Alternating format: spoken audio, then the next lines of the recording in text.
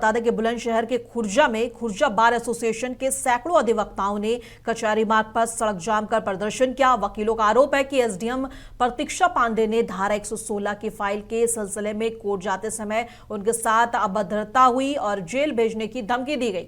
अध्यक्ष जयवीर सिंह छोकर ने कहा है कि एसडीएम खुद कोर्ट आकर माफी मांगे और भारी पुलिस बल तैनात है और वकील अपनी मांग पर अड़े हुए हैं। मैं एसडीएम कोर्ट खुर्जा गया था अपने निजी काम से।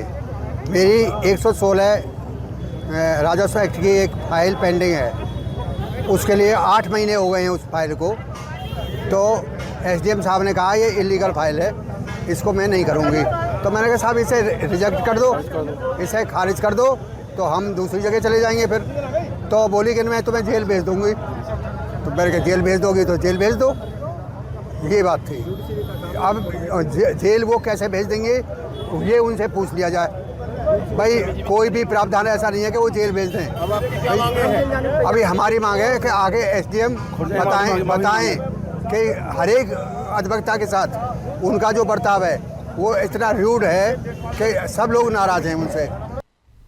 मुजफ्फरनगर हाईवे पर वाहन चालकों से ठगी करने वाले गिरोह का पुलिस ने पर्दाफाश कर दिया है। आरोपियों ने खुद को परिवहन विभाग का लोक सेवक बताकर फर्जी पर्चियों से वसूली की और कोतवाली नगर पुलिस ने रूहाना टोल प्लाजा के पास 8 आरोपियों को गिरफ्तार कर लिया है। पुलिस ने संबंधित धाराओं में मुकदमा दर्ज कर आगे की कार्रवाई शुरू कर दी है।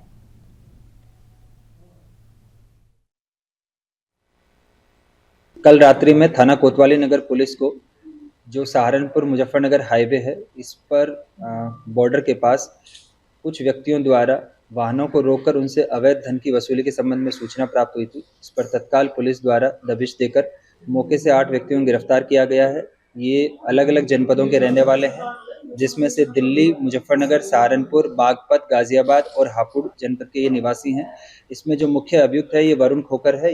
इसने पूरा गिरोह बनाकर अपने अन्य साथियों के साथ मिलकर वाहन जो गुजरते हैं हाईवे से, उनसे रोड सेफ्टी और रिफ्लेक्टर लगाने के नाम पे उनसे अवैध धन की वसूली करते हैं।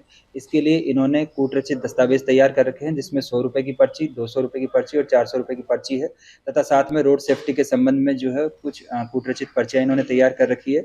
ये लगभग 100 के आसपास से इनसे पर्चियाँ बरामद हुई है तथा 52,000 रुपये नकदी जो इन्होंने वसूले हैं वाहनों से, ये बरामद हुए हैं। पुलिस द्वारा इन 8 व्यक्तियों को गिरफ्तार करते हुए सुसंगत धाराओं में मुकदमा पंजीकृत करते हुए माननीय न्यायालय के समक्ष पेश। झांसी के भकौरा गांव में एक महिला संगीता की छत पर काम करते समय पैर फिसलने से नीचे गिर गई और गंभीर चोटों के कारण मौके पर ही उनकी मौत हो गई। सूचना मिलने पर पुलिस ने शव पोस्टमार्टम के लिए भेज दिया है। मृतका मजदूरी कर परिवार का भरण पोषण करती थी। उनकी 3 छोटी बेटियां हैं। मां की मौत से सदमे में ग्राम प्रधान ने शासन प्रशासन से बच्चियों की पढ़ाई और भविष्य के लिए आर्थिक मदद की मांग की है। मजदूरी से भरण पोषण होता था। इनकी बच्ची 3 बच्ची हैं। क्या नाम है इनका? इनका संगीता नाम है और पति का नाम रमेश। अच्छा, जो बताइए मतलब मजदूरी करके अपना जमीन नहीं है इनकी? नहीं, जमीन कोई भी जमीन नहीं है। अच्छा, कैसे ख़त्म हुई है ये मजदूरी का छत से गिर गई। अच्छा, ख़त्म। अभी कहाँ आए हो आप लोग? मौलानीपुर अस्पताल में है। पोस्टमार्टम के लिए आए हो? हाँ। क्या चाहते हैं आप लोग? पोस्टमार्टम हो जाए, उसके लिए कोई बच्चों के लिए भरण पोषण के लिए कुछ सरकार से राहत मिल जाए।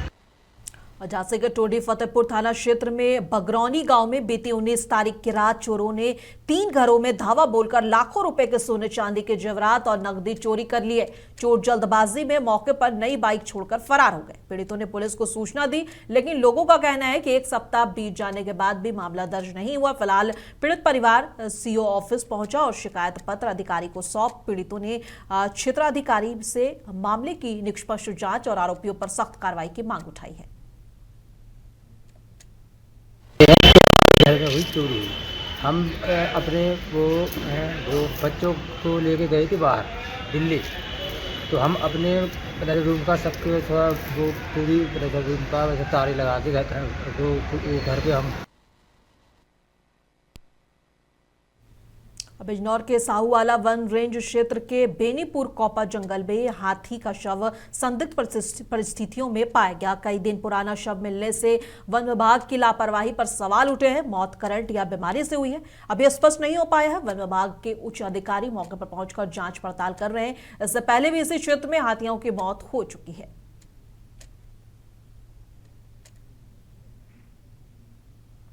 और अमरोहा पुलिस को 14 नई स्कॉर्पियो और 3 बाइक डायल 112 वाहनों के रूप में मिली है। और पुलिस अधीक्षक अमित कुमार आनंद ने उन्हें हरी झंडी दिखाकर रवाना किया। ये वाहन जीपीएस, रूफटॉप और पीजीटी कैमरा और बॉडी वॉर्न कैमरे से सुसज्जित है। और इनके आने से आपातकालीन स्थितियों में आम जनता को तेजी से मदद मिलेगी। नई गाड़ियों पर नियुक्त पुलिस कर्मियों को आवश्यक दिशा निर्देश दिए गए हैं।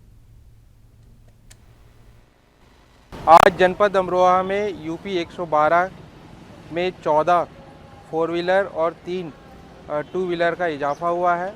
इनके एडिशन से हमारी जो पुलिसिंग है और बेहतर होगी और बेहतर तरीके से रिस्पॉन्स करेंगे और जल्दी लोगों को त्वरित रूप से सेवा प्रदान करेंगे। इसके बाद जनपद में कुल 52 112 के वाहन हो गए। और अमरोहा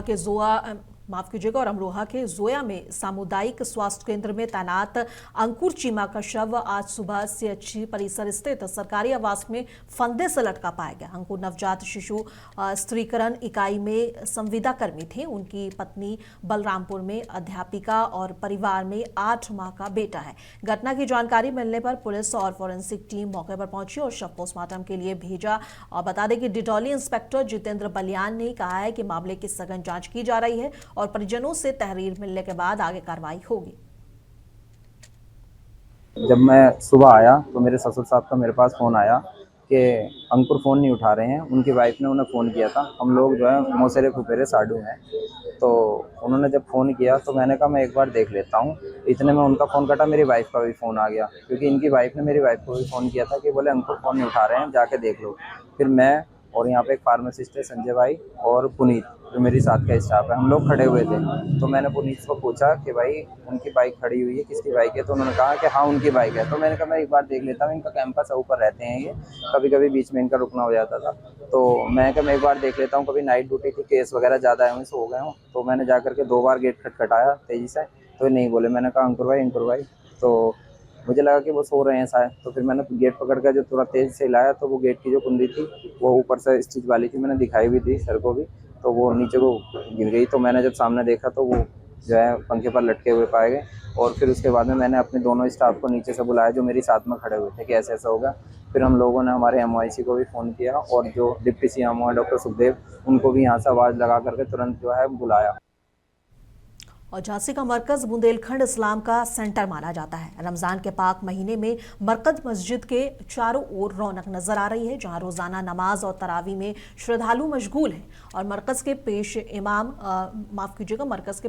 ने बताया कि रमजान नेकियों और इबादत का महीना है, जिसमें अल्लाह हर गुनाहगार के गुनाह माफ कर देता है। उन्होंने सभी से पड़ोसियों की मदद करने और वतन में अमन बनाए रखने के संदेश दिए हैं। इस वक्त मौजूद है मरकज मस्जिद में, जहाँ के पेश इमाम साहब हमारे साथ हैं। हम उनसे जानना चाहेंगे कि रमज़ान को लेके क्या बरकतें, क्या नेमतें हैं। आखिर 30 दिन के रोज़े लोग रखते हैं, तरावियाँ पढ़ते हैं, आखिर उसको लेके इमाम साहब का क्या कहना है? इमाम साहब बिस्मिल्लाहिर्रहमानिर्रहीम। जैसा कि रमज़ान मुबारक का महीना चला है और ये मुबारक महीना हमें जो अता किया गया है, उम्मत को एक मैसेज देने के लिए अता किया गया है। और उम्मत को मैसेज ये देना है कि पूरे मुल्क को और पूरी दुनिया को यही मैसेज देना है कि इस्लाम एक अमन का मज़हब है और अमन और गहवारा का मज़हब है। इस्लाम एक शांति का मज़हब है और रमज़ान से भी यही मैसेज दिया जाता है, ख़ास करके हमारे बिरादरान वतन को, कि दुनिया में और हमारे हिंदुस्तान में और इस मुल्क के अंदर अमन व अमान कायम रहे। और रोज़े जो फ़र्ज़ किए गए हमारे ऊपर, जैसा कि कुरान करीम के अंदर आता है, या अय्युहल्लज़ीना आमनू कुतिबा अलैकुमुस्सियाम कमा कुतिबा अलल्लज़ीना मिन क़ब्लिकुम लअल्लकुम तत्तक़ून। कि ईमान वालों तुम्हारे ऊपर रोज़े फ़र्ज़ किए गए, इससे पहले भी पहली उम्मतों पर फ़र्ज़ किए गए थे। और रोज़े का मकसद ताकि तुम मुत्तक़ी और परहेज़गार बन जाओ। और रोज़ा जो रखा जाता है वो सिर्फ़ एक भूख और प्यास रहने का ही नाम नहीं है सुबह से शाम तक के लिए, बल्कि तमाम इंसानों के साथ हमदर्दी, गमख़ारी के साथ बल्कि दूसरे का दिल ना दुखा करके, दूसरों को तकलीफ ना पहुंचा करके किसी भी तरीके से रोज़ा रखा जाता है, तभी वो हमारे शरीयत के अंदर, हमारे इस्लाम के अंदर उसे काबिल कबूल माना जाता है कि किसी का दिल नहीं दुखाना है, किसी को तकलीफ नहीं पहुंचाना है और किसी को किसी भी तरीके से भी नहीं सताना है। और इमाम साहब, सबसे बड़ी बात ये, लोग रोजे रखते हैं, तरावियाँ पढ़ते हैं, इसके साथ साथ मुस्लिम समाज को आपकी तरफ से क्या पैगाम है? हमारा मुस्लिम समाज को यही पैगाम है कि वो अपने रमज़ान को सही तरीके से उसूल के मुताबिक, जिस तरीके से हमें हुक्म दिया गया है शरीयत के अंदर रमज़ान मुबारक को गुजारने का और अपने वक्त को ज़ाया ना करने का, अपने वक्त को बर्बाद नहीं करने का, हमें वक्त को बर्बाद नहीं करना है, ज़ाया नहीं करना है, ज़्यादा से ज़्यादा कुरान करीम की तिलावत में, तस्बीह में, अस्कार में और रोज़ों की पाबंदी के साथ और तरावियों को पढ़ते हुए अपने वक्त को गुजारना चाहिए। और सहारनपुर के थाना रामपुर मनिहारान कस्बे में खाद्य सुरक्षा विभाग की टीम ने मुखबिर की सूचना पर छापेमारी कर भारी मात्रा में नकली पनीर बरामद किया है और शादी और त्यौहार के सीजन में मिलावटखोर सक्रिय हैं। मौके पर टीम ने पनीर के सैंपल भरे और अवैध पनीर को नष्ट कर दिया। अधिकारियों ने चेतावनी दी है कि मिलावटखोरी बर्दाश्त नहीं की जाएगी और लगातार जांच अभियान जारी रहेगा ताकि लोगों को सुरक्षित खाद्य सामग्री मिल सके। ये यहाँ पे क्योंकि होली अभियान चल रहा है जिलाधिकारी महोदय के निर्देश के क्रम में प्राप्त सूचना के आधार पर यहाँ अवैध पनीर का भंडारण किया गया था, जो बाहर से अत्यंत दूषित तथा अस्वच्छता दशा में बनाते हुए रखा गया था और प्राप्त सूचना के आधार पर यहाँ पे कार्रवाई की गई है। 2 नमूने संग्रहित किए गए हैं और इसको अस्वच्छता दशा में रखा हुआ है दूसरी तरीके से, इसका विनिष्टीकरण का काम चल रहा है। और बलरामपुर जनपद के थाना गौरा चौराहा क्षेत्र में मथुरा बिलास गांव में देर रात बारात में जा रही सफारी गाड़ी अनियंत्रित होकर तालाब में पलट गई। हादसे में 21 साल के मनोज यादव की डूबने से मौत हो गई, जबकि 55 साल के शंकर वर्मा को ग्रामीणों की मदद से सुरक्षित बाहर निकाला गया और थाना पुलिस ने मौके पर पहुंचकर राहत और बचाव कार्य किया। मृतक का शव पोस्टमार्टम के लिए भेज दिया गया है। गाड़ी क्रेन से बाहर निकाली जाएगी।